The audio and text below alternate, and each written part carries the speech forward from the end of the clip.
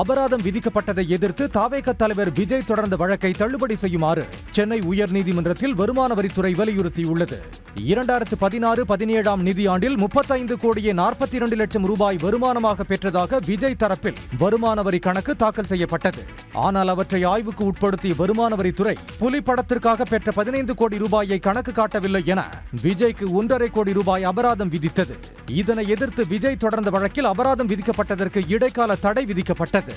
வழக்கு மீண்டும் நீதிபதி சரவணன் முன்பு விசாரணைக்கு வந்தபோது 2019 ஆண்டு பிறப்பிக்க வேண்டிய உத்தரவை காலதாமதமாக 2022 ஆண்டில் பிறப்பித்துள்ளதால் வருமான வரி உத்தரவை ரத்து செய்ய வேண்டும் என விஜய் தரப்பில் வாதிடப்பட்டது. வருமான வரி சட்டப்படியே அவருக்கு அபராதம் விதிக்கப்பட்டுள்ளதால் விஜய் தொடர்ந்த வழக்கை தள்ளுபடி செய்ய வேண்டும் என வருமான வரித்துறை சார்பில் வாதிடப்பட்டது. இதையடுத்து இதேபோன்ற ஒரு வழக்கில் பிறப்பிக்கப்பட்ட உத்தரவு நகலை தாக்கல் செய்ய விஜய் தரப்புக்கு உத்தரவிட்டு விசாரணையை வரும் 10ஆம் தேதிக்கு நீதிபதி ஒத்திவைத்தார்.